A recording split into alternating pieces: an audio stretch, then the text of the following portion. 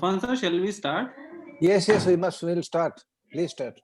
So it's already 8 and we now welcome all of you to this 26th edition of Thursday Musings. Sheshadri sir, next slide please. I welcome our chairperson, Professor Tufan Pati sir from Cuttack. Sir, not taking much time, I'll give you time to speak. Sir, please over to you. Take over the session. Thank you. Thank you, Alim, for your kindness and shortening the time so that we have much more time for Dr. Sheshadri to speak and we'll have still more time to interact with him. I have with us two moderators who are the bright stars of Indian psychiatry, Dr. Amritpal Joshi from my place, who is Professor of Psychiatry in High Tech Medical College, Dr. Alim Siddiqui from Lucknow, who is the Director of Healthy Minds and Neuropsychiatry. Both are IPS, direct members of IPS Executive Council, and they are brilliant, as you know. They have been brilliant in the first Silver Jubilee sessions of Thursday Musings, and they will be there like this up to the Platinum Jubilee. And now I have the opportunity to introduce our esteemed speakers. Dr. T.S. Satyanarayana Rao. He is known to everyone for many reasons and obvious reasons. He is remembered by everyone. His current designation is Professor and HOD Psychiatry, Department of JSS Medical College, Mysore.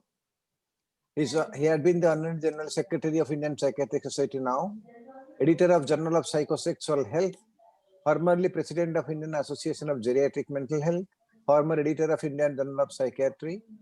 He is Secretary of Psychiatry and Human Sexuality Section of WPA, editor, chairman of publications SASSM to IASM. He is President of Carnatic Sexual Sciences Academy. Awards and donations including Markatia 14, publication 309, book and book chapter 24. Such a brilliant, knowledgeable, erudite speaker. And we are privileged to have such a chairman with us, Dr. T.S. Satyanarayana Rao. And we have also with us Dr. Akhilesh Sharma. He is currently the Associate Professor of Department of Psychiatry, PGI, Chandigarh. He is a teacher of DM students in child psychiatry, which has started in PGI, MER. And his other special positions held are the Assistant Professor of Department of Psychiatry, UVAS, New Delhi, for some time. His research area is psychosomatic medicine and child psychiatry. He has 45 publications, 39 articles, and 2 book chapters, and received 4 awards. Welcome, Dr. Akhilesh. And thank you very much for coming and being here despite all the odds. Thank you. And with this, I hand over the meeting, the proceedings of this webinar to the chairpersons, Dr. Sharma and Dr. T.S. Rao. Over to you. Good evening, everybody. At the outset, I'm really happy, along with Dr. Akhilesh, that this opportunity to be with Thursday Musings, very popular and something we look forward to. And I'm grateful to you for this opportunity. Of course, introduction of Dr. Shekhar Sheshadri doesn't need it, but something formally has to be done, and Dr. Akhilesh will be doing it. Introducing this topic for all the people, child sexual abuse is one of the very taboo topic. And as a postgraduate student, I still remember Dr. Shekhar Sheshadri speaking, and we were trying to occupy that frontline seats to see that what he's going to speak, and he's very erudite and very topical presentations, something which I carry in my memory still. And as a PG, I remember almost maybe around 3 decades, we are talking quite significantly about issues of child sexual abuse. But when we started reading Freud, that seduction theory, that many of the people with neurosis, more particularly women, in fact, they have been sexually abused, and as one of the important cause, actually brings to the focus that this was actually somehow there for a long time. But as we are all well aware, nobody was trying to speak on this particular topic. I still remember Dr. Pratima Murthy is one of the paper presentations as child abuse, and very briefly speaking about child sexual abuse when I was postgraduate student, maybe immediately little after that. And As a postgraduate student, one of the paper what we used to read that comes the battered child syndrome. That time, nobody used to talk much about sexual abuse could be happening. But then I still remember subsequently, our culture actually very protective as far as this aspect is concerned. This is all problem of the Western countries. And more than anything else, the joint family system is actually most probably significantly protective. And what we basically call the awareness related to that lacking, somehow the whole topic was hidden and nobody used to talk about. And as an editor of Journal of Psychosexual Health, I very clearly remember reading the topic on adolescent sexual abuse and the various issues related to. And when we are trying to talk about child sexual abuse, 0 to 18, now that is actually the time duration what they give. And often when we try to look at the literature, it is about adolescents. But somehow the children not being mentioned, not being spoken, not being studied, and not possible. In fact, they don't have voice and all these type of things. And from that angle, the title, that narrative approaches, I think this is one of the extremely important component, and one should be looking forward to how actually to go about. Very often we talk about the girl child. I still remember another article by Dr. Vaijayanti about boys are neglected a lot, and there could be almost a lot of burning problems, more particularly the sexual abuse in case of boys too, as far as the Indian psychiatry is concerned. And coming to the current topic, we are all looking forward to, in fact, what Dr. Shekhar Seshadri, who has dedicated his life for this study of the problem, is something worthwhile to look into. And later as a chairman, again, I'll come back to and question and answers and conclusion comes actually. And I request Dr. Akhilesh to formally introduce Dr. Shekhar Seshadri. Thank you, sir. Good evening, all. Though Dr. Shekhar Seshadri doesn't need any introduction, but it is customary. Dr. Shekhar Seshadri has done his graduation from Maulana Azad Medical College, Delhi, and he did his post-graduation from NIMHANS, Bangalore, where he is working as a senior professor in Department of Child and Adolescent Psychiatry. And he is also occupying the chair of Associate Dean in the same institute. His area of interest includes developmental disabilities and violence and trauma, abuse in children and adolescents, children who are in difficult circumstances, those who are in juvenile justice system. And he has worked with school programs, teacher training programs in life skills education. And he has worked with a lot of community and school mental health programs in India. He's a person most apt to speak on the topic which is going to talk about today. And I request, without wasting the time, to Professor Shekhar Seshadri to start with the presentation. Thank you. Thank you very much. To begin with, thank you very much, Akhilesh. Thank you very much, Dr. Rao, for putting some kind of a context. And of course, thank you, Tufan Pati, Aleem Siddiqui, and Amrit Patil Joshi for this initiative. Let me put some things in perspective. The importance of Thursday musings really lies in the fact that in postgraduate psychiatry training, the emphasis given to psychotherapy varies across different centers. We all know that.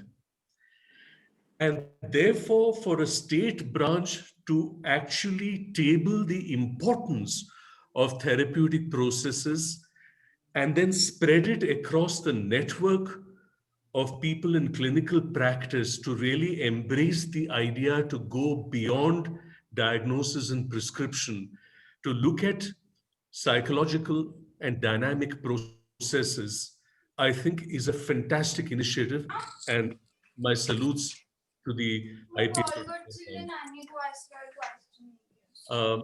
May I request people to mute them? Thank you very much.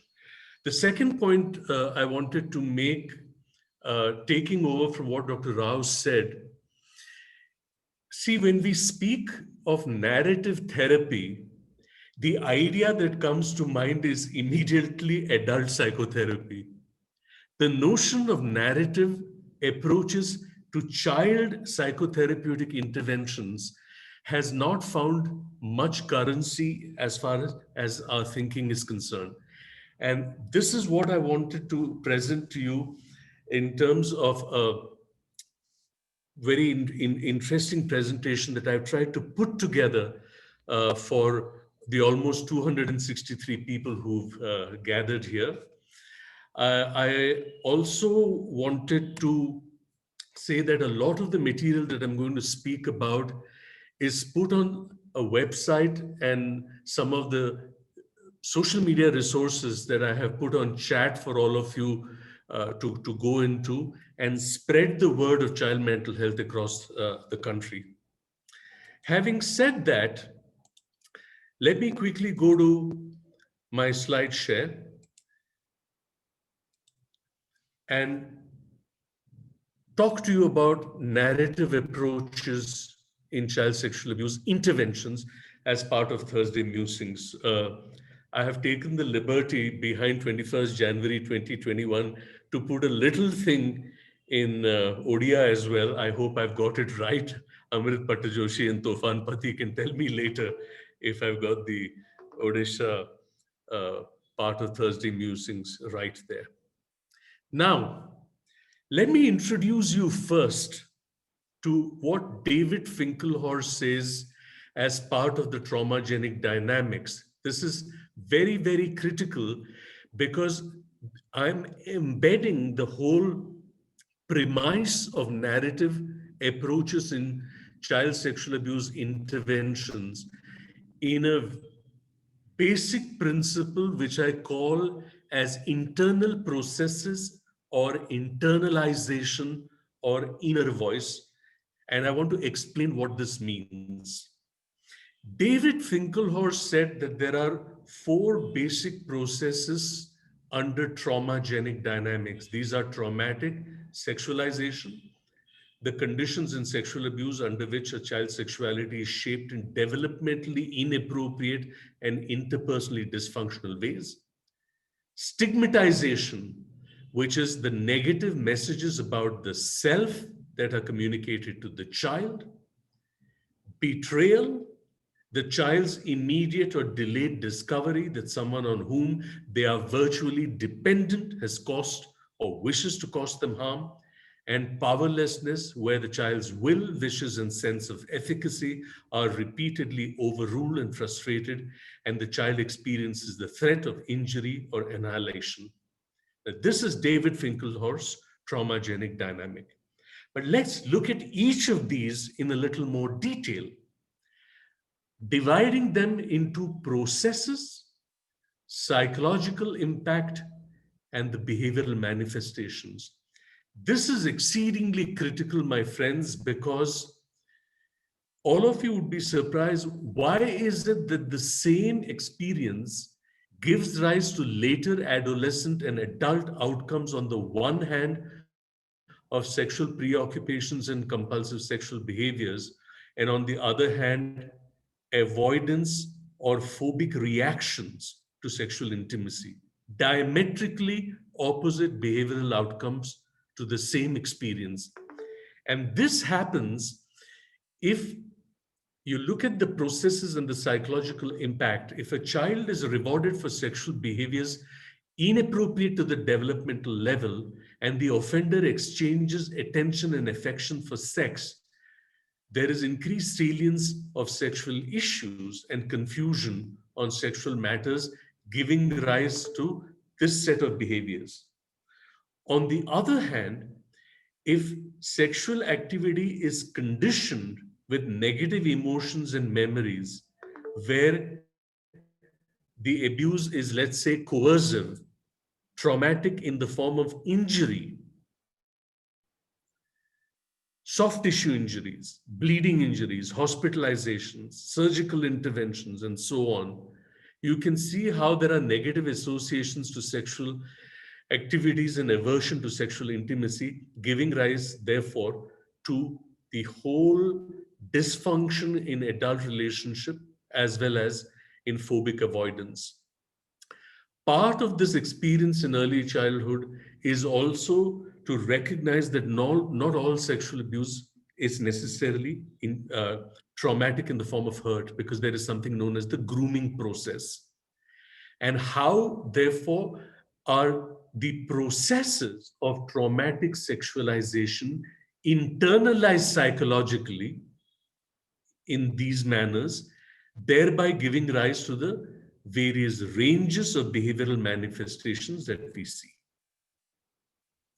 Let's come next to stigmatization, where the processes are that the offender often blames or denigrates the victim. There is pressure on the child for secrecy.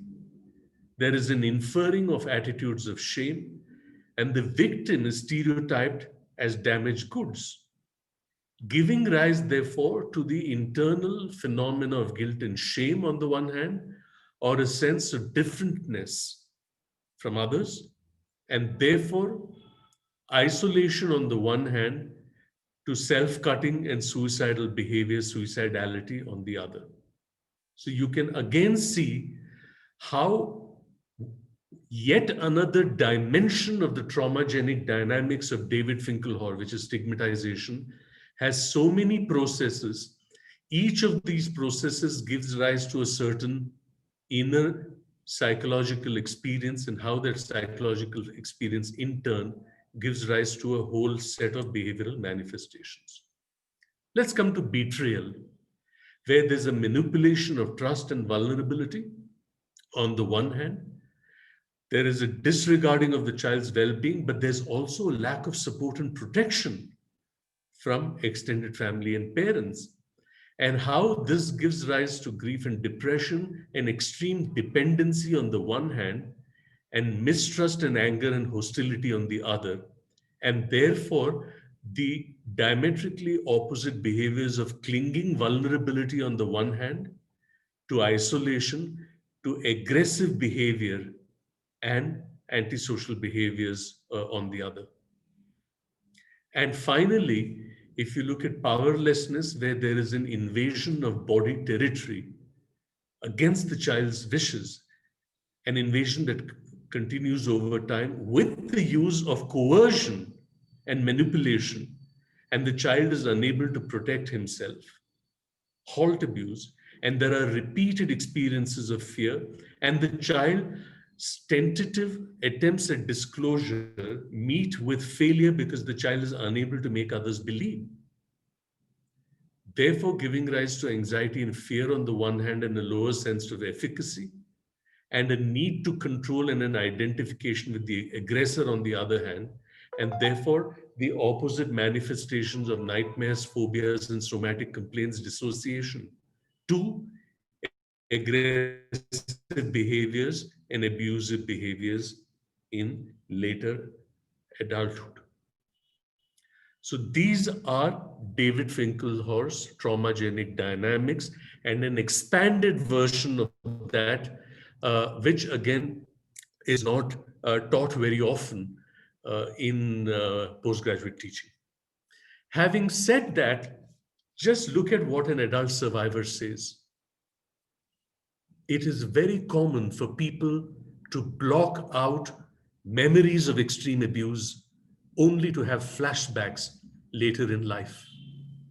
It is a wonderful survival mechanism which helps us survive as children, but works against us when we are adults, because we cannot resolve what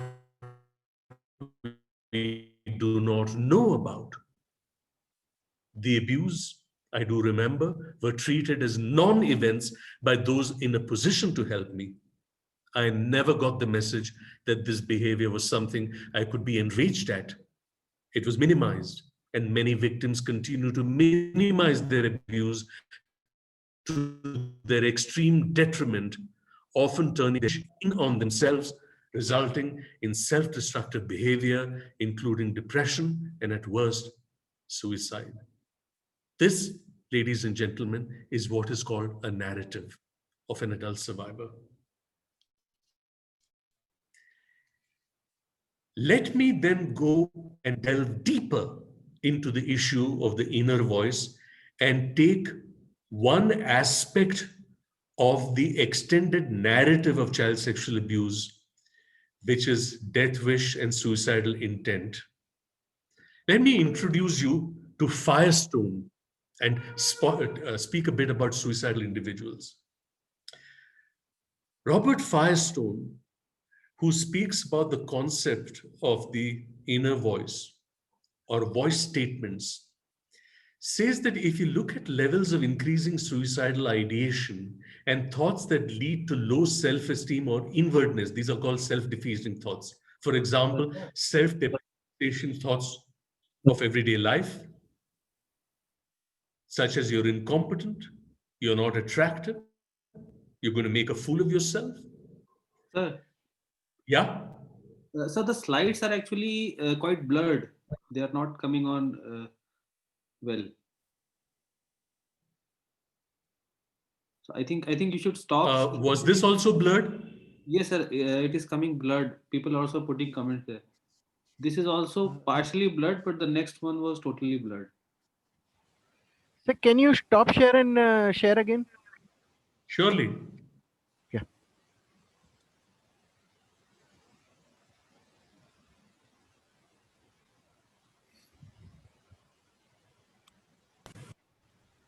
Is this better? No, sir. It still is a blur.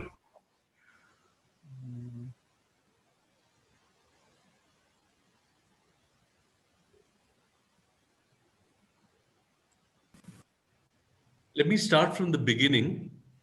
Yes, sir. How does this look now? And this slide is a little blurred somehow. I have no idea what the issue is. Pavan, what is the issue? Sir, it looks like bandwidth is but sir, you are visible clearly. Okay, let me persevere.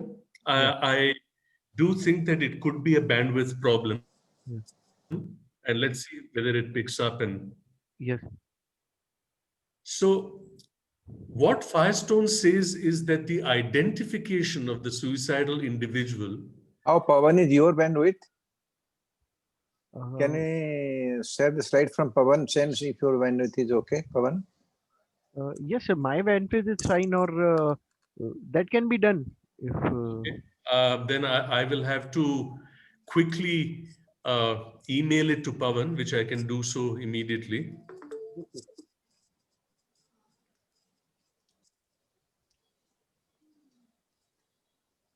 Just give me. If you don't have any objection of sharing the slides. Yes, 1 second. Not at all, not at all. Everything I do is copy left. I don't believe in copyright, so. Pawan, be ready to share the slides and receive them. So I have sent it, Pavan. Yeah, Pavan will share it. Pavan will share it. 1 minute. I'm just refreshing my mail. Just let me know. I think if Dr. it's reached, Shekhar and I'll continue. Seshadri is a great orator. Let him just continue. Slides can be shared later also. Right. Let us. So the point, thank you very much, Dr. Rao. The point I was making is that the concept of the inner voice, as Firestone mentions, and he spoke particularly about suicidal intent, is how there are increasing levels of suicidal intent. And these increasing levels of suicidal intent have two levels. One is the cognition, and the other is the voice content or the voice statement that drives a person towards either cutting or self-harm behaviors. So, for example, self-deprecating statements which manifest as you're incompetent, or you'll make a fool of yourself, or you're no good, or statements that question one's self-worth, in the context of child sexual abuse, this whole business of being dirty, different, and damaged, which is internalized that since you're dirty, different, and damaged, what is the point in continuing in this different manner from what you were earlier? And how in increasing levels of suicidality, these voice statements keep making a difference to the way that a child, someone who has endured and experienced any form of abuse or trauma, actually internalizes this. And the point I'm trying to make, ladies and gentlemen, is that these internalizations are also internal narratives, which we need to keep in mind, because these internal narratives are the kind of statements that one needs to change when we use narrative approaches in the work with children. What I'm going to be demonstrating today are also simple methods of how we use artwork to actually make these narratives change in a child's mind. And this is basically my intention in demonstrating this. That any luck, Pawan? Excellent. Yes, sir. I'll share it. Lovely. Is it visible clear, sir? Yes, Yeah. it is. You can go to full slide now.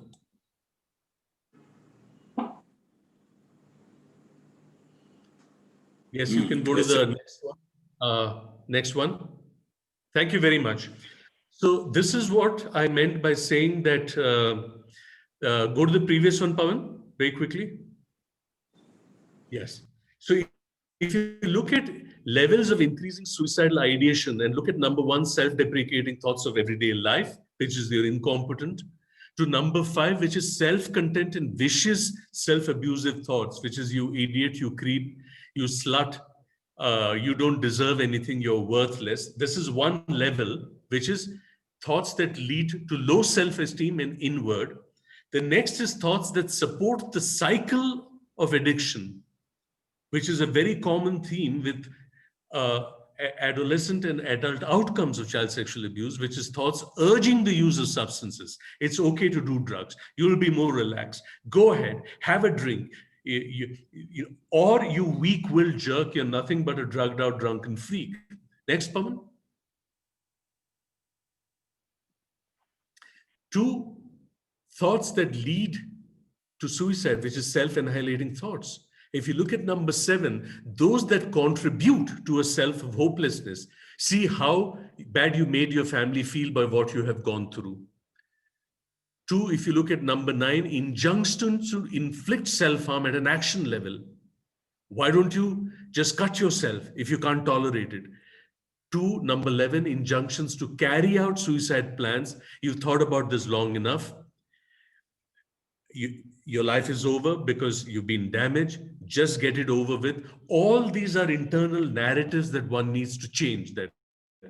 So this is the continuum of negative thought patterns which Firestone speaks about, and any combination of the voice attacks, these are attacks listed, can lead to serious suicidal intent. And this is what one needs to change, because these are thoughts that lead to isolation, about removing oneself from people's lives, which urge self-injury and a suicidal attempt. And these are all indications of high suicidal potential or risk. Next, Pawan.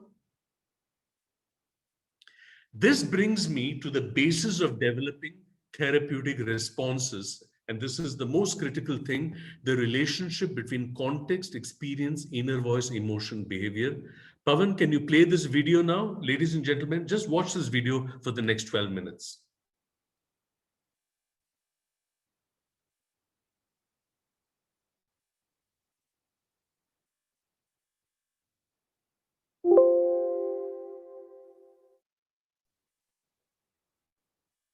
Sir, video is not embedded. I'm unable to play it from my side.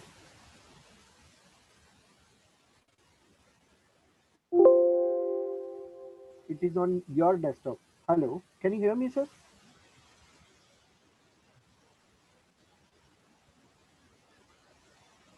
Okay. Dr. Shekhar Let Seshadri, me try and play it see from whether I your, can do it. If you Dr. can Shekhar? play from your laptop, right from- Dr. Seshadri, Please, you can share it from your desktop because it has not come with the presentation. Okay, let me try. Let me try.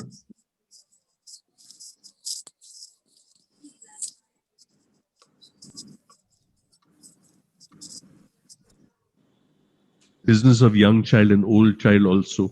संक्षिप्त में मैं कहना चाहता हूं कि हर व्यवहार के पीछे, behind every behavior there is an emotion, behind every emotion there is an inner voice and thinking, behind every inner voice there is an experience, and behind every experience there's a context. Therefore, context begets experience, experience begets thoughts, inner processing, inner voice, antardhvani. अंतर्ध्वनि begets Bhavna and Bhavna begets व्यवहार. ये एक basis है, ये ढांचा जो है, it is the basis for developing response and understanding the child's inner voice, because the behavior may be withdrawal, but the emotion can either be sadness or anger, and the inner voice is completely different, though the context and experience is the same. Sheila? Yeah, this is actually the basis of almost all child work we do and child mental health work we do. We often look at behaviors because that's what we can see. व्यवहार जो है वो वही हमें दिखता है, वही tangible है. तो अक्सर हम बच्चों को बोलते हैं मत रो, चिंता मत करना, गुस्सा क्यों हो रहे हो, मत चिल्लाओ. So when we do that, we are only targeting the behaviors. And when we target behaviors in that way, we are not effective, because a behavior does not fall out of the sky. It comes from somewhere. There is a basis to it. And that is why when we give these responses, they are pointless when we say, don't do this or don't do that. So what, as Dr. Shekhar says, is what lies behind every behavior is an emotion. So behind behaviors like bedwetting, isolation, the child doesn't play with anybody, withdraws from other people, khana nahi kha raha hai, there are emotions of sadness or anxiety or worry or fear. If you take another example where children are, verbally abusive, hitting other children, those are behaviors. What is the emotion behind it? Usually it is anger or resentment. If you take a behavior like stealing, what is the emotion behind it? It is deprivation. It is the desire really for something, right? Behind every emotion, there is an inner voice. ये अंतर्ध्वनि क्या होता है? अंतर्ध्वनि very briefly and simply is हम सबके मन में एक अंतर्ध्वनि film जैसा सारा दिन चलता रहता है. Even if we don't articulate it, it is the voice in our minds. ये सेशन कब खत्म होगा, ये लोग संडे क्यों रखते हैं ये सेशन, आना पड़ता है सबको, 6 बज रहा है क्या, खाना क्या बनाऊं, shopping जाऊं क्या आज. These are our inner voices that are continually playing out. So we have some voices that play out continually like this, and others when we view a given situation. What are our inner voices about an experience that we had this morning? किसी को road पे देखा, एक accident था, we saw a child begging, what, उसे कुछ दूं या ना दूं, उसको चाइल्ड केयर इंस्टीट्यूशन में रेफर करूं क्या, किसी को फोन करूं क्या, ऐसे नहीं होना चाहिए. These are inner voices. So how we view a situation and process our experiences is what inner voices are about. Where do these inner voices come from? An experience, as I said. And where does an experience come from? It comes from a context. So to give you a simple example, let's take a couple of examples actually before we close our discussion. Let's take the experience. Let's take the example of sexually abused child. Let's take 2 sexually abused children, both 16 years old, and use this framework and see how it could play out. The beauty of this framework is we could use it from left to right or right to left. And let me show you how. So if we take two 16-year-old girls, both of them are abused by a family member, let's say sexually abused, right? So the context is one in which, let's say it was child sexual abuse by a family member, to keep it simple. Yeah, there could be many other contextual issues depending on the characteristics of the family, etc. The experience is in all probability one that is difficult or traumatic. Okay, let's look at the inner voice of child A. One child, let's say, has voices, inner voices that say, why did he do this to me? Does this happen to all girls? Does this happen in all houses? I am dirty. It was my fault, right? I am responsible for this. Should I tell anybody? What will people think of me? Right? लोग क्या कहेंगे मेरे बारे में? फिर क्या होगा? मेरा फ्यूचर खराब हो जाएगा क्या? कोई मुझसे बात नहीं करेगा शायद. शायद कोई मुझसे शादी भी नहीं करेगा. ऐसे भी मैंने सुना है. Right? If you look at this set of inner voices, what would be the emotion that it would lead to? The primary emotion. I'm guessing that most of you are thinking anxiety. Yani ki chinta, anxiety, worry, right? And the behaviors for this child are likely to be withdrawing from everybody, किसी से बात नहीं करना, poor academic performance, क्योंकि class में जाती है तो she's not able to concentrate, क्योंकि सारा time यही बातें उसके मन में घूमती रहती हैं. This is anxiety processing. Okay. So, yes, somebody said avoidant behavior. So, yes, she probably avoids people, right? She particularly avoids that particular family member and so on. Let's take child 2, same context, same experience. This child's inner voices, you know, the way she has processed and understood what has happened to her may be very different. वो सोच रही है कौन ये मेरे को ऐसे करने को? How does he have the right to do this? I hate him. Are all men like this? How dare they do things like this? So you see, the experience here is one of injustice, of anger, of resentment. So the emotion is anger, and the behavior, therefore, that people are seeing is, यार आजकल इससे बात भी नहीं कर सकते हैं, हर समय चिल्लाती है, चीजें लेकर फेंकती है, लोगों के साथ अक्सर लड़ाई करती है.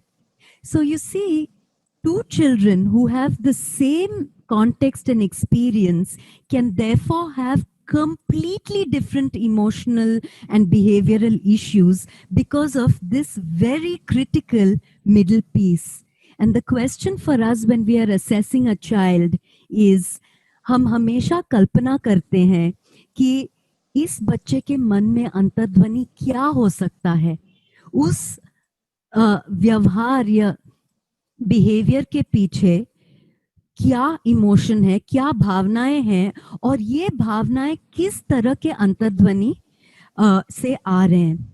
Why is this? If you look at this framework from an intervention perspective, this middle piece, ये अंतर्ध्वनि की बात जो है, सबसे क्रिटिकल है इंटरवेंशन के लिए. क्योंकि देखिए, जैसे मैंने कहा, बिहेवियर्स अगर हम बदलने के लिए कहें तो no child is going to change, मत करो वगैरह.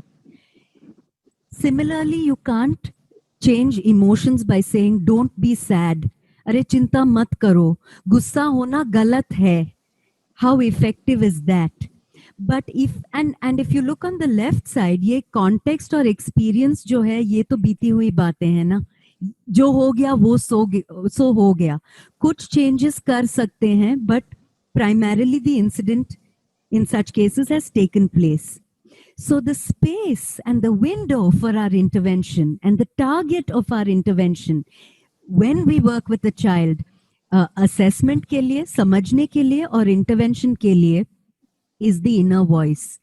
If we change the inner voice of the child from I am dirty to he is dirty, it's my fault changes to it's his fault, it's not my fault, तब emotions बदलेंगे? Of course. Then the anxiety reduces. When the anxiety reduces and there's a change in emotions, then the behavior changes. So that is how we analyze using this framework in this direction. Let me give you an example. If we started the other way, आपके पास 4 बच्चे आते हैं, right?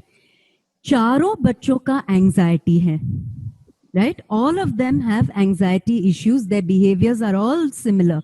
Withdrawn है, खेलते नहीं है, खाना ठीक से नहीं खाते हैं, रात को nightmares हैं, okay, avoidant behavior है वगैरह. All 4 of them have anxiety behaviors, so the emotion is anxiety, right?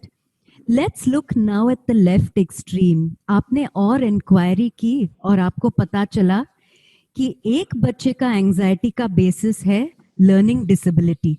Maths में learning problems है, or the child is in severe distress because the teacher says, you know, every day there are problems in school, useless ho, homework nahi karke aate ho. So the child is really anxious and therefore these behaviors. दूसरे बच्चे में you realize कि this child comes from a situation of domestic violence and severe marital context, marital problems between the parents. And therefore, this child is really anxious and has started having these anxiety behaviors. तीसरे बच्चे में आपने देखा कि child sexual abuse का कुछ issues है. चौथा बच्चा में आपने देखा कि sexual abuse नहीं है, physical abuse है, right? पांचवा बच्चा में आपने देखा कि इसका severe bullying चल रहा है स्कूल में. So you see exactly the same behavior but completely different contexts.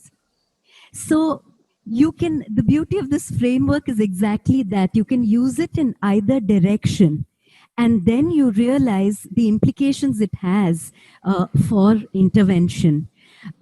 Because if you understand the contextual differences, if the behavior is the same, we can't have the same treatment for all 4 children with anxiety, right? We have to see what the context is. You know, a child with learning disability, we need school interventions. We need learning support. For the child with parental marital issues, we would have family level interventions and marital counseling, completely different interventions.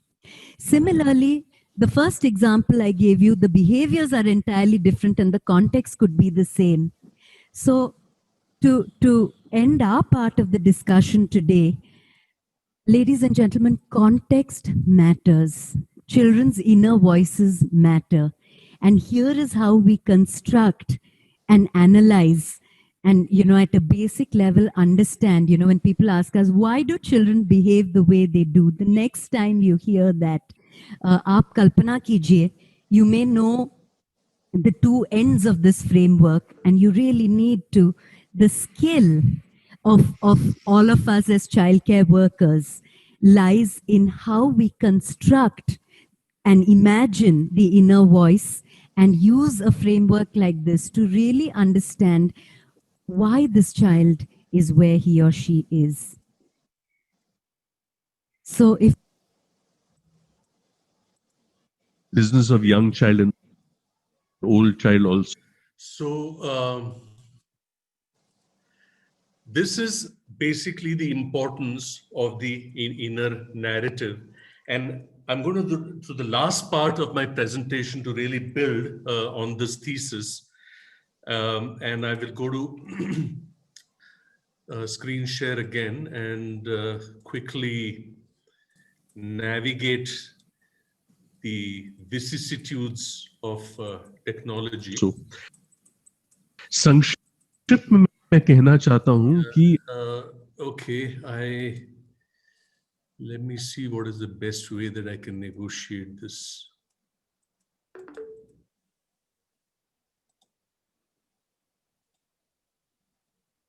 कि हर becoming व्यवहार के slide, I am पीछे move to the next one.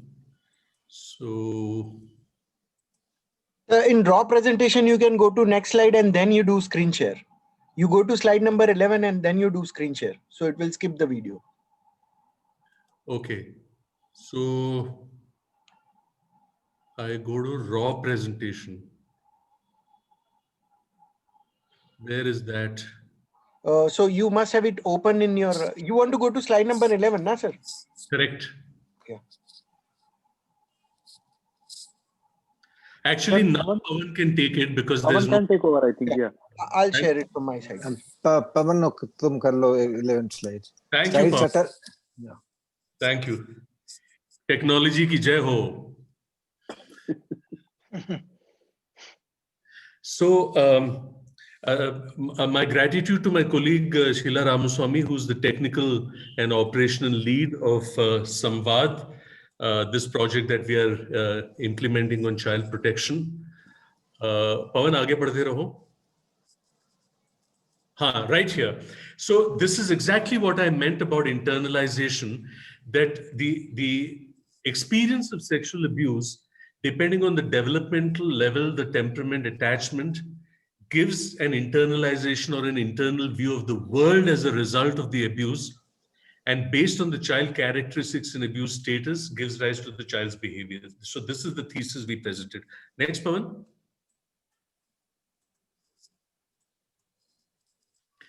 If we continue this, now internalizations differ in all abuse experiences, whether they are physical, emotional, or sexual.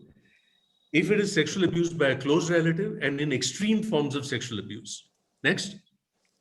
Let's pay attention to all abuse experiences and look at the characteristic of all abuse experiences, which is intrusion.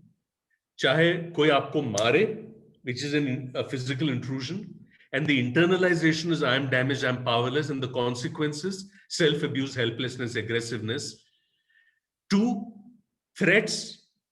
2, acts of abuse with no protection, which gives rise to memories, which is why it gives rise to disturbed functioning, intrusive thoughts, flashbacks, and nightmares. Now, if you look at abuse which occurs in a closed format, Pawan, next. You look at the characteristics, which is an entanglement of love and want and hate and fear. I feel chaotic, extreme mood swings, to a juxtaposition of closeness and betrayal. So I'm betrayed by people close to me, and therefore the consequence that the person expects betrayal, and distorted family boundaries. I have no boundaries, and therefore distorted interacting with others. And when you look at sexual abuse, which is very sexual, and you look at the range of characteristics, which is sexualized behaviors with a lot of attention and sensual pleasures, and the internalization is that when I'm sexual, good things happen, and there are repeated sexualized behaviors. 2, distortions of reality, which is I have no emotions, no experience, no integrated self, and continued distortions. So this is the kind of format that one sees. Now, let's look at what Sheila presented. And for all those who are putting comments on the chat that there was some problem with the video, no problem. Please go to the YouTube link and subscribe to it. And the particular teaching session from which this 12-minute piece is extracted, the entire training video is there among all the videos which are there in our YouTube channel on our child protection project. So don't worry about it. You will be able to see it. It's a training program that we've done for the Ministry of Women and Child Development. And you can see the entire 2-hour training program, which is from where this 12-minute piece was extracted. So this is the kind of internalization model which forms part of the inner narrative and the scope for doing elegant and simple narrative work using narrative approaches with children. Next, Pawan. So here's what happens. Abuse causes confusion, gives rise to self-estrangement of self and relationship. Next, to poor survival skills. And from there next to entrapment. And from there to negative self-esteem. And from there next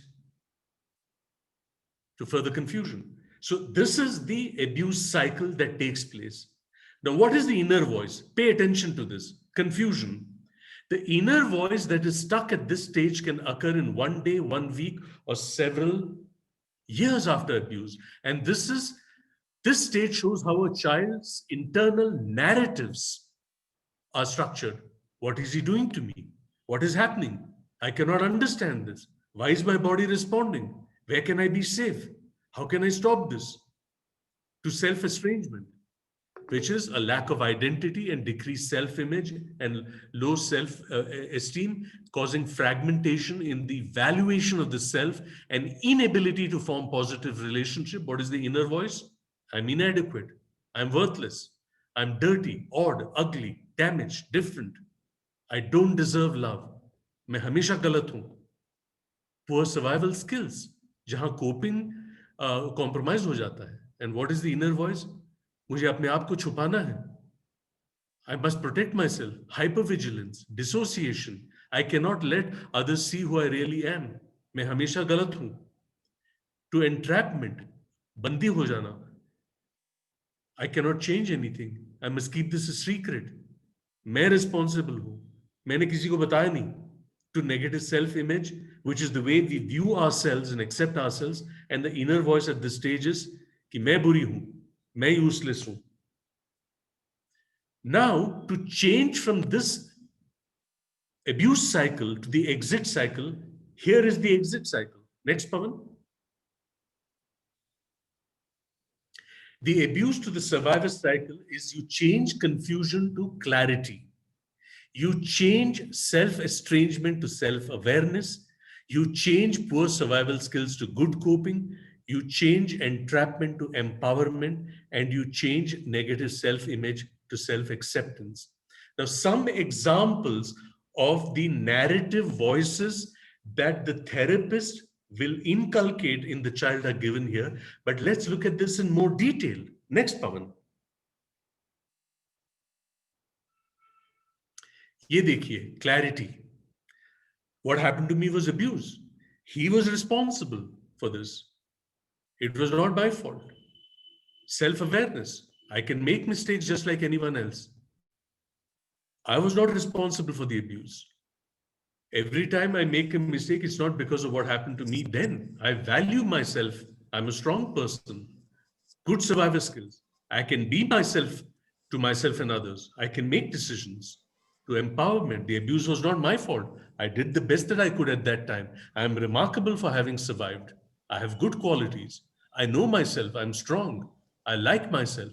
And this method of moving from negative internal representations to positive internal representations is a gradual process. And this will lead to the child to learn about the self, to value the self, and to develop coping skills to manage life without the trauma of abuse. And this process of achieving this exit for a child can be achieved through direct verbal narrative approaches or through experiential methodologies. And this is where art and workbooks and theater and play are powerful tools to actually add to the narrative structure, changing the kind of internalization that structures. And what are these healing interventions that address negative self-concept and the specific questions and confusions that the child has? मुझे हुआ क्या? क्या सिर्फ मेरे साथ होता है? मेरे साथ कुछ गलत है? Was this a random or a planned event? Will I feel a certain way? Will others know about me? Should I be angry? It could have happened to anyone else, no? If you were not, someone else would have been victimized. Children are abused by these kind of people, and I'm angry with them. So you can also be. So this is how the narrative structures are changed, and you address questions like, will it happen again? Did I invite it? Is there something wrong with me? To give text to the kind of questions that the child has, to basically change the way that the child perceives the self and develops a future orientation which is more positive. And how does this happen? A very elegant structure of using the workbook method. What do you do in phase 1? You establish rapport by getting to and get the child to know the self, getting the child to understand feelings, and getting the child to understand boundaries. Phase 2, next. Exploration of trauma, developing trust and becoming safe, about secrets, about memories, nightmares, and monsters. Phase 3, It's about repairing the sense of self, letting go of guilt and shame, and working through stuck feelings. And phase 4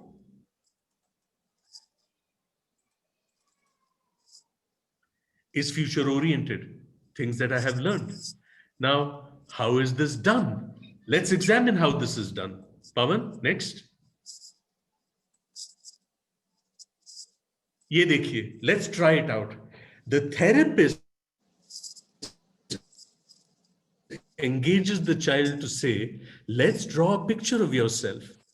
And it's not just that the child does it and you're silent, but you're interactive to say, can I help you? Can I do the shading? Oh, long hair, short hair. What kind of a dress will you draw?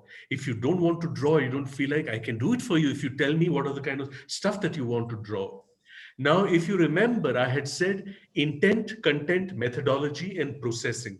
Intent is to look at inner narratives. Content is to look at the self in phase 1. Methodology is drawing. Processing is, please describe what you have drawn. Is there anything missing here? Now, this is the simple way in which narrative approaches are done in child sexual abuse interventions.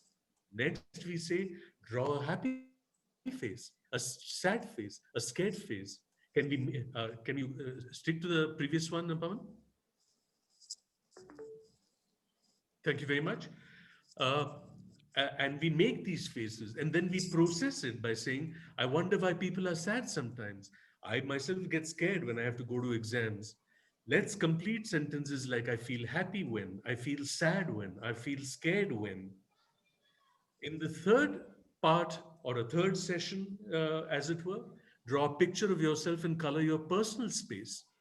What have you colored as your personal space? How did you decide that? What do you understand by personal space? Why is it personal? Our next.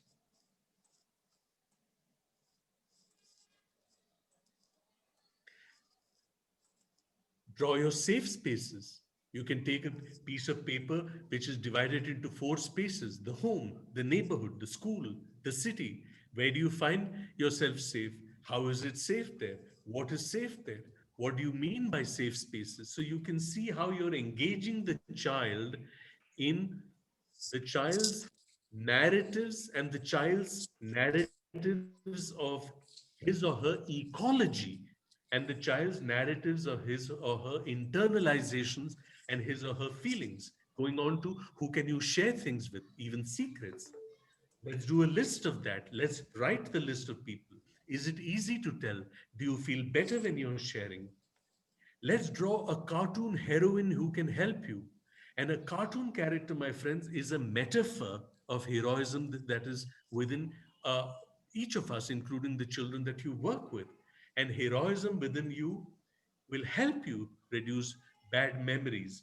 And as you proceed with this workbook and drawing format to really look at internalization narratives, feelings narratives, ecology narratives, and the abuse structure itself, you go to the next part, Pawan,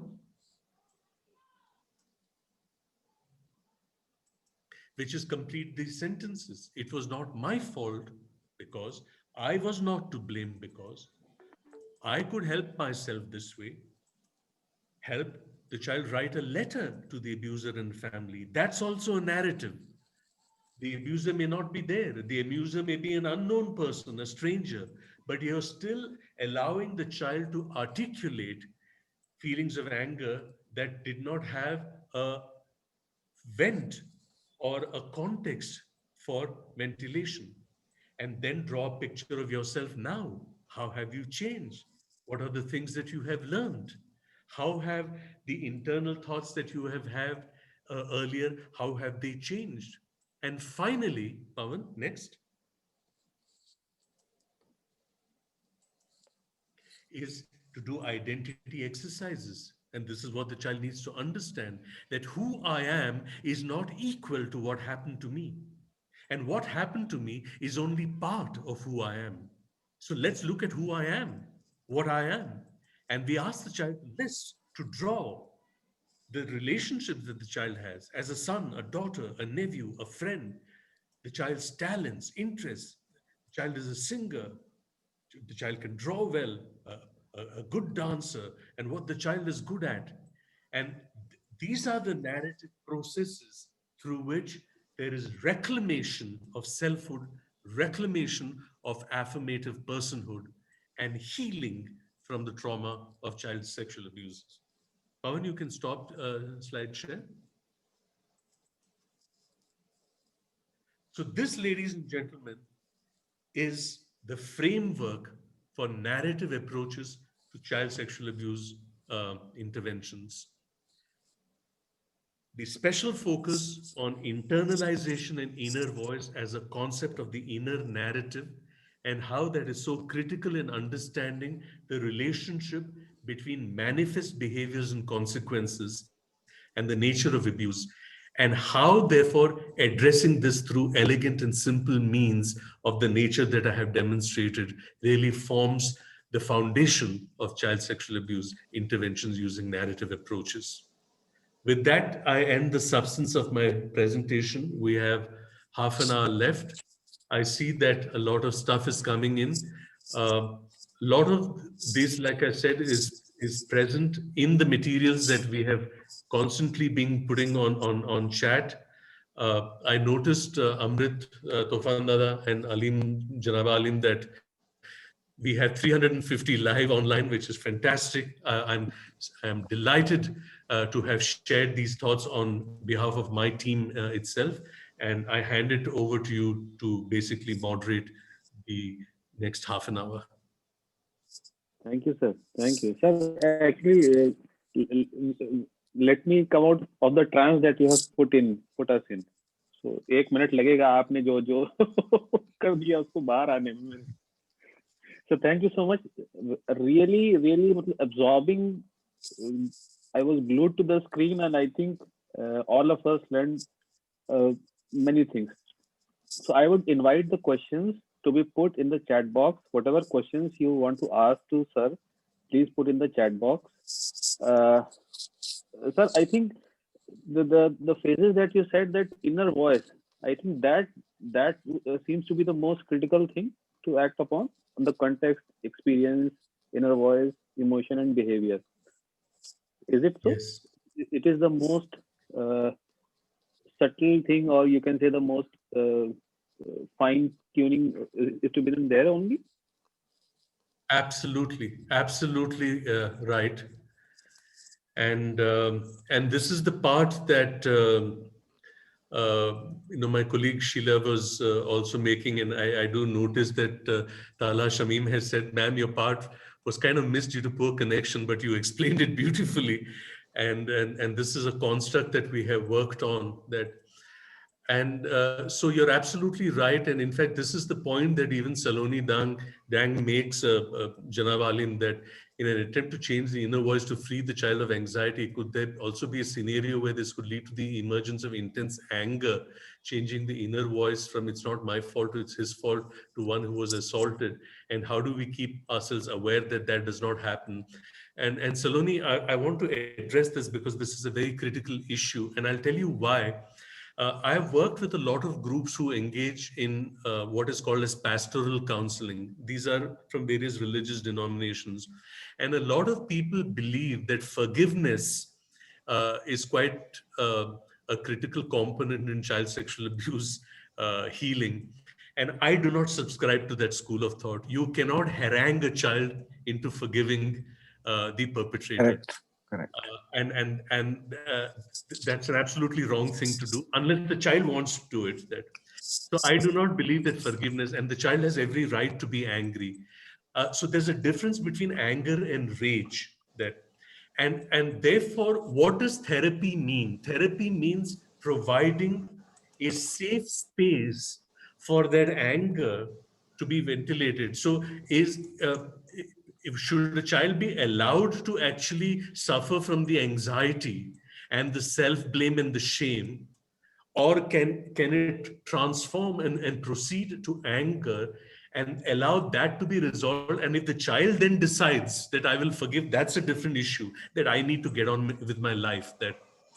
So that's the reason why we provide narrative approaches to say, because the abuser may not be there, the abuser may be dead, the abuser may have gone away, the abuser may be unknown, which is why we allow for narrative work to be done. Right. Spew your anger, read it out to me. At least the experience of thinking it in the mind, putting pen to paper, reading it to the therapist, allowing the therapist to hear it, is having said 5 times what you never had the space to say. And all these are healing mechanisms. I also notice on chat something has been put on the kind of guilt that can take place in the grooming situation. And TG has put this on chat, the specific cognitive distortions and narratives that arise when a teenager has been groomed, and that too over a period of time. Exceedingly important interventions, TG. And I commend you for that, because you remember I had said that not all sexual abuse is coercive. And grooming is a very pernicious process by which a perpetrator deliberately establishes a relationship with a vulnerable child. And how do you establish the child is vulnerable? Because you know that every day when the child comes back from school, the door is locked. The whole mohalla knows ki iska baap peeta hai, and comes home drunk every night. And you befriend the child. There is inducement, there are gifts, you make the child feel special, dosti banate ho, aap kitne khas ho, and then you create secrecy, don't tell anyone that, we're going for a treat, and, you get all this excitement going, and then you sexualize the relationship. And then you either threaten the child or you tell the child, if you disclose to someone, I'm finished. And I'm pleading, for my safety, thereby making the child feel doubly responsible, not only to endure what has happened, but also to protect the safety of the perpetrator. Just see how complex and perverse and nuanced this kind of grooming is.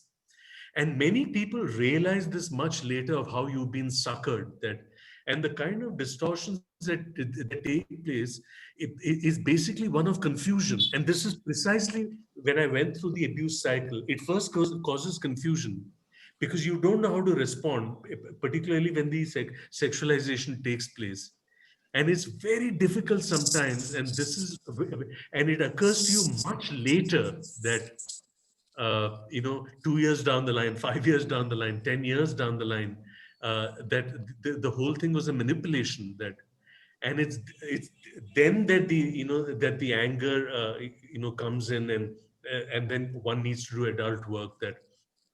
So that's the kind of stuff that we really keep in mind.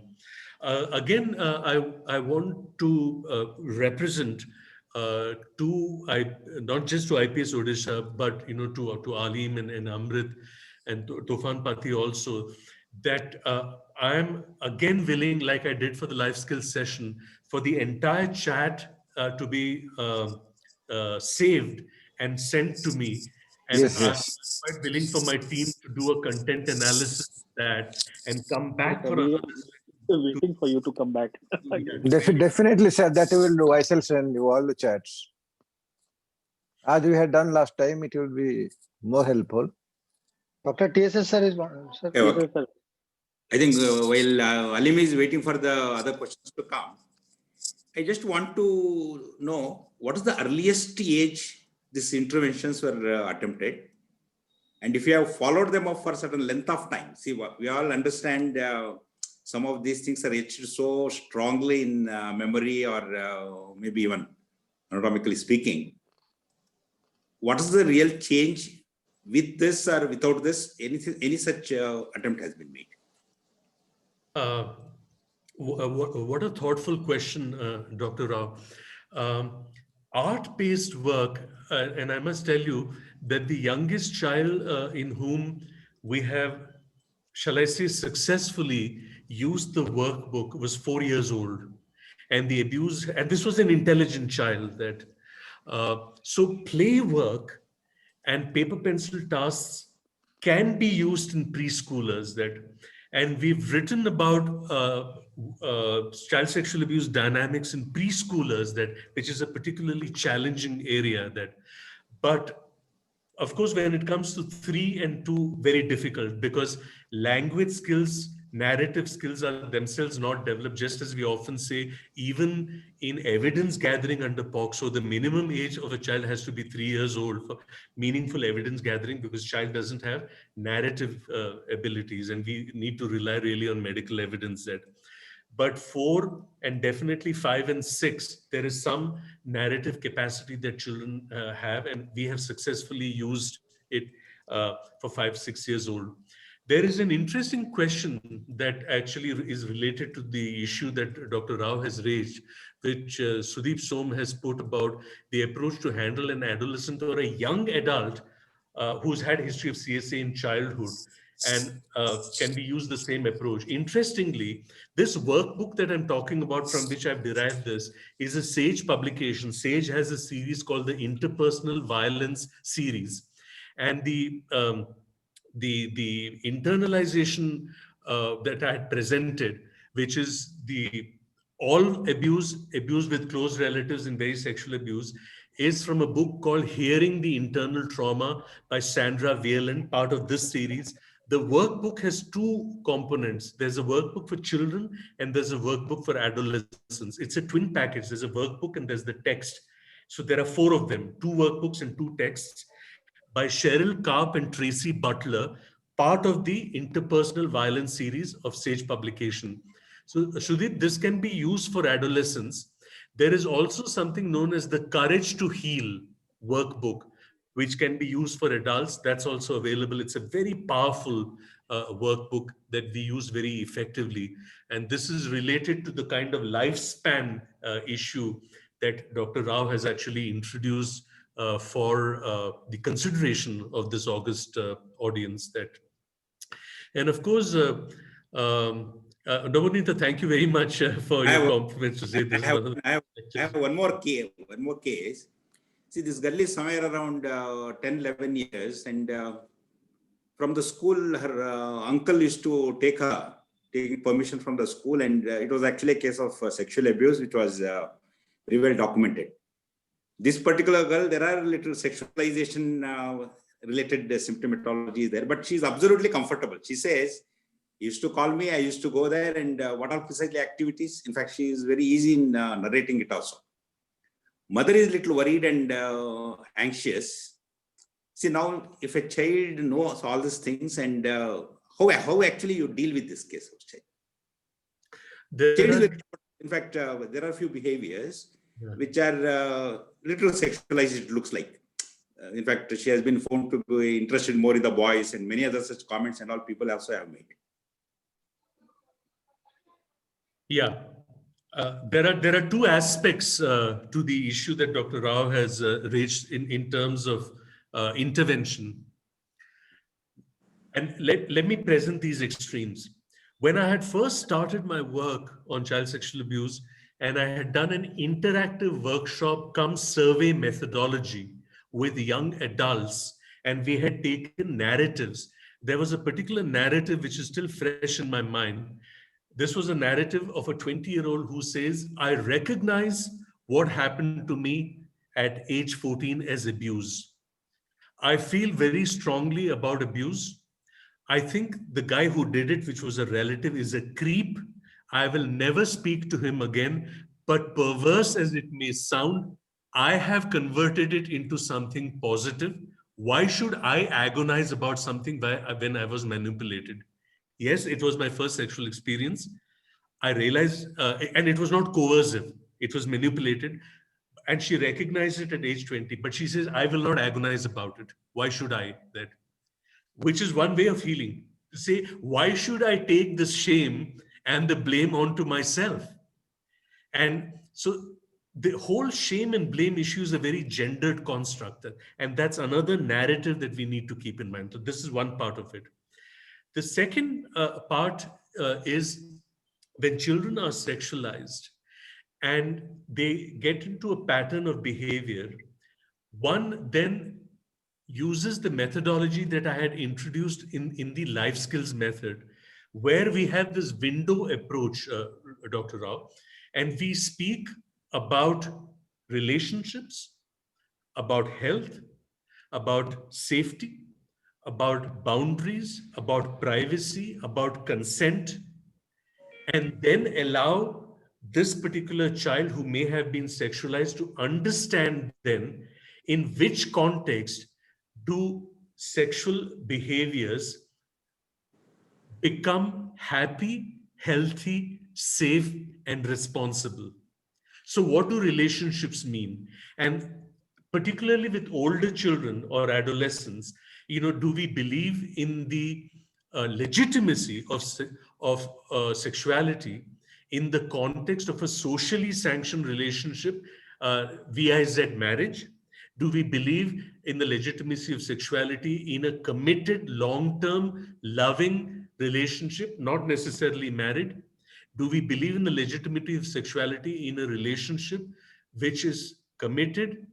I've had relationships in the past, I may have in future. We don't know how long this will last, but it is loving, it is respectful. I'm okay with one night stands, but I know the person. There is chemistry, there is respect, or I don't care who it is, blindfold me. There is a whole range of sexuality ideologies embedded in a relationship ideology that we explore as if a child is younger, let's say pre-adolescent, and has been sexualized, then we look at the health parameters, the privacy parameters, the safety parameters, the boundary parameters and the beauty of this approach is it doesn't matter whether you're 64 or whether you're 34 or whether you're 14, the same parameters hold. So that's the kind of approach that we really take. And to basically consolidate this and address some of the issues, Sharda Singh, for example, says, are there other ways and activities to relate with children if they are not good with drawings and not good interested in drawing and painting? Yes, narratives. और we say कि जिसके ऊपर आपका गुस्सा है और आप उससे कहना चाहते हो, आप कहो मैं लिखती हूं, मैं लिखता हूं, फिर मैं आपको पढ़ के सुनाता हूं या पढ़ के सुनाती हूं, तो फिर मन में जो भी टेंशन है वो बाहर आ जाएगा then. So these are narrative approaches which take a more role play and the use of theater techniques that, or we use play and we create narratives and stories using play materials, particularly for preschoolers or for the 6, 7, 8, 9, up to 10-year-olds. We can use play approaches that in case that. And I'd be very happy to share this PowerPoint. I will send it. I've already sent it to Pawan. Pawan, please send it freely. There is absolutely no problem. And the video part of it is available in the YouTube that yes. I had shared that.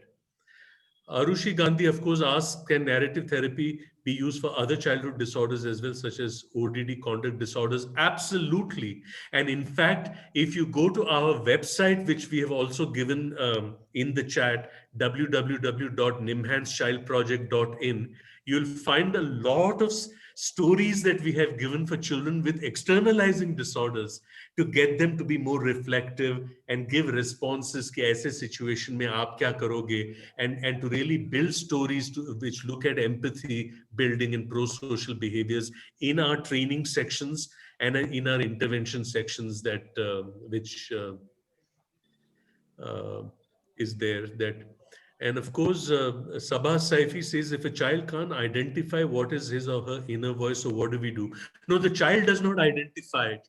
It is in this interaction that we identify it. We allow the child to say कि आप क्या उस वक्त आपको क्या लगा और आप क्या सोच रहे थे, आपको कैसा लगा, उसके बारे में कुछ बताएंगे, उसके बाद आपने क्या सोचा.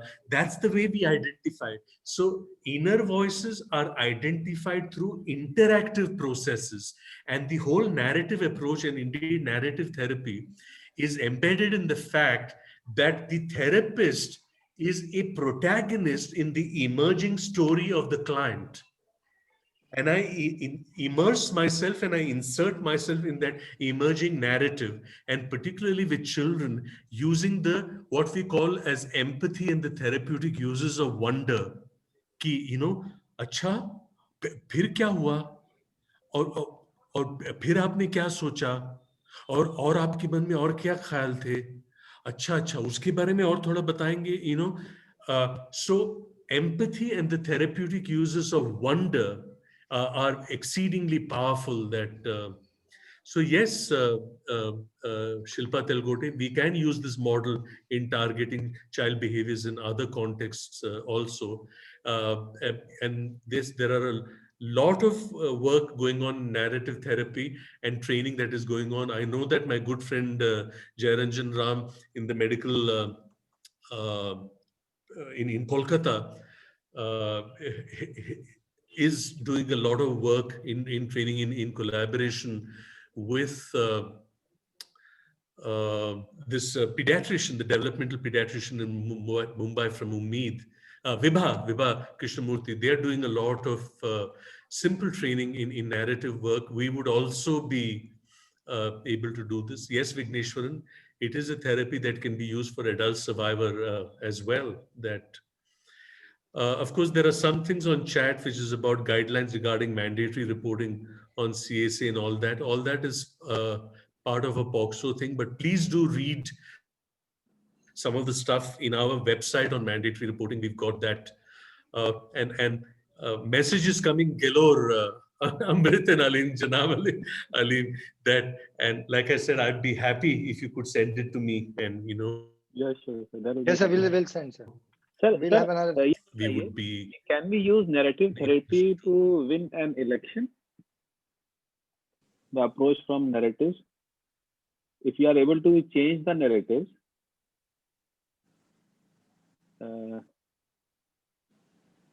Sorry, Alim, can you repeat that? Can you use narrative therapy for winning an election? Can we change the social fabric by the way of interventions of these narratives?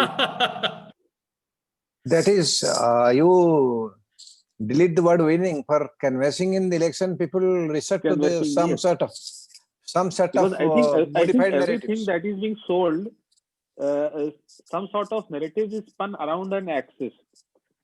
So from advertising to canvassing for elections to appearing in interview and to this narrative therapy. Sir, am I taking it too far or is it something like that? No, in fact, I'm happy that you decided to take it that far, because let me link it to something that Megha Gupta has put on chat. When she says, how do we conclude these sessions? How do we collaboratively work in bringing a change in the inner voice so that the patient is not overwhelmed post the session?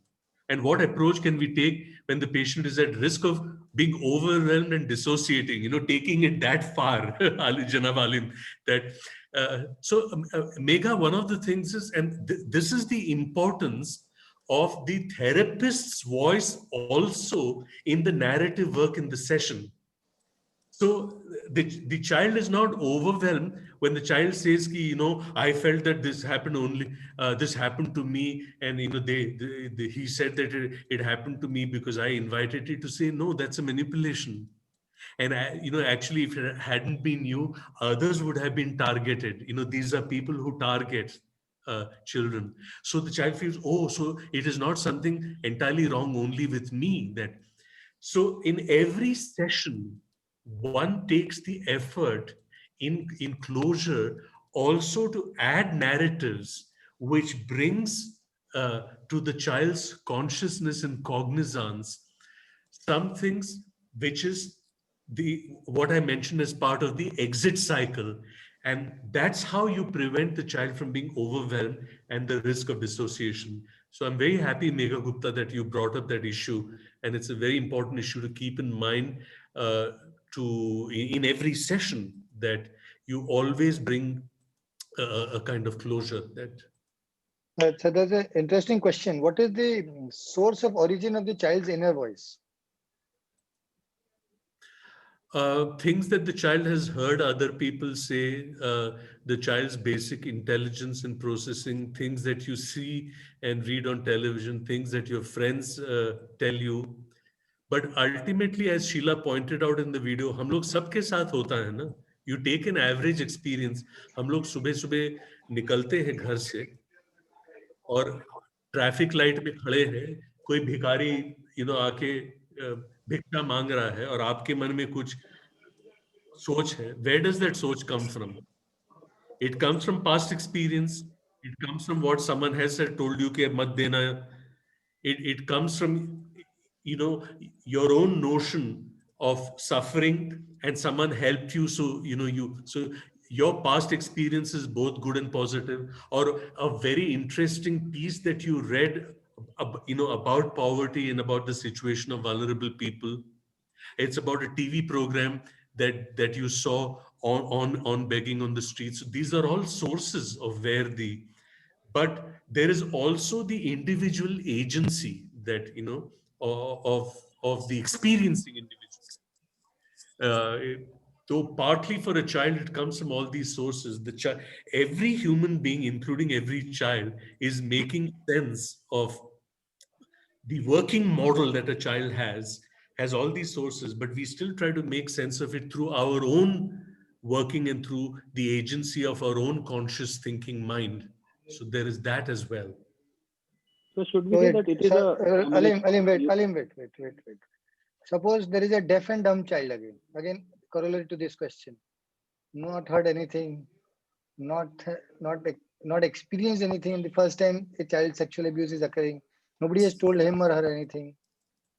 But the child has vision, and the child has perception, and the child has a conscious mind. The child may not be able to hear, but the child may not be able to speak.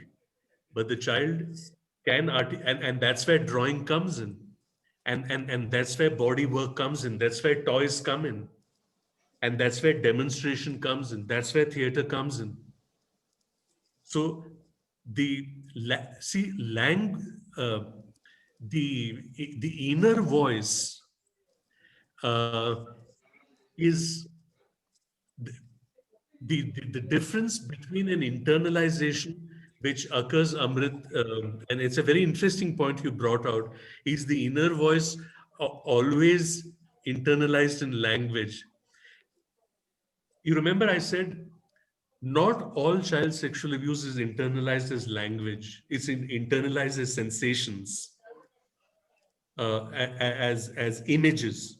And that's where the inner voice is not necessarily words and sentences and narratives.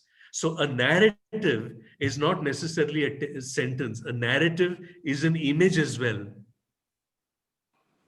As we say, an image speaks 1,000 words. So these are equally legitimate narratives. And that's the importance, therefore, particularly with the kind of child that you pointed out, and with preschoolers, that we rely on images and then we build narratives on that basis. Sir, if we loosen this definition slightly, so we can say there was a neural substrate. You were programmed in certain way by your genetics, and then your experiences, then your sensations and emotions, and all these चीजें sir जैसे हम personality formation बोलते हैं. So would it be reflective of something like that? Your neural substrate, your experiences, your whatever things you have learned, and based on that, your inner voice is formed. Well, I will not dispute that hypothesis. I'm sure that there is a neural substrate to every conscious. It really depends on which end of the spectrum one wants to operate from. I'm sure there are the fMRI practitioners in our profession. I'm not one. I'm on this side. I'm on the side of experience. Everything is has a substrate that we are, after all, that if you look at it in one sense. But many of us came into mental health and psychiatry because we believed that there is something in human consciousness and human experience that I suppose transcends the tangible. And in fact, I remember Dr. Neki saying once, the problem is when you try to make intangible experiences tangible, and the tangible interviewable, and the interviewable scoreable, then you reduce the evocativeness of human experience. And he was against this reductionist approach, that this is not in any way to belittle or trivialize the tremendous work that is being done in these kind of substrates, but I choose to look at the experiential end, and the conscious experiential end of human endeavor and human endurance and human experience. I also see, Amrit, that there are exceedingly interesting questions on chat, some very, very complex issues that have come up, and it would be fantastic if you want to take up a few. Will you take some questions, or you will do it in the next another presentation? I'll Take do up all it. the questions. Yeah, I'll do the next one, because these are very, very complex, some of them, and it will give us and I could do it, as a joint session with my Samvad team. I'd like to thank my Samvad team for putting our links constantly. Please do subscribe to them, send it across to your networks. And thanks once again to my colleague Sheila, who explained the concept of the inner voice so elegantly in the video piece. So over to you. Thank you so much, sir. Over to the chairperson, sir, for your concluding remarks. Akhilesh sir and P.S. sir. Akhilesh, once Akhilesh speaks. Thank you, sir. Thank you for such a nice presentation. And I think we have now a tool with a workbook type of thing from which the people can start working upon it to really help the clients. And I would like to say that language is the most important tool, but for those who are deprived of it, other forms of expressions do help. And at times, especially for younger children, a combination of these helps. They have to tell their story in any way. And the deprived one should be most helped with other ways, and we should be innovative in that. And with this, I conclude my remarks. Thank you, sir. Of course, Dr. Shekhar Seshadri means almost always, whatever presentation, wonderful, inspiring, informative, and I think these are the terms many people have used already, and he has lived up to that remark. Dr. Shekhar Seshadri was really eye-opening. It was a good learning experience for, I think, every one of us. Personally, and on behalf of the co-chairperson, I thank this Thursday Musings team, Dr. Toufan Pati, Aleem, and Amrit, for the wonderful opportunity they have given to us. Thank you very, very much. Dr. Toufan, sir. I'm extremely impressed. I had a lot of questions. Many of them had fed in the chat box, and I'm waiting for the next week. Otherwise, I can talk over with Dr. Seshadri personally, which I at times do. But this has been a fantastic eye-opening session, and we all look forward, because as I was impressed by the question put in by Aleem, whether expanding this to election campaigning, not to election, winning election, this can be expanded to narrative modes in social matters for positioning of one statement. That will help, and that is indirectly election campaigning. We'll ask that questions and send it to Dr. Seshadri for discussion in meeting.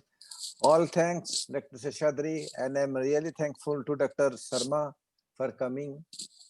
I was informed that he's having some problem in family. His wife is ill. Still, he's here with us.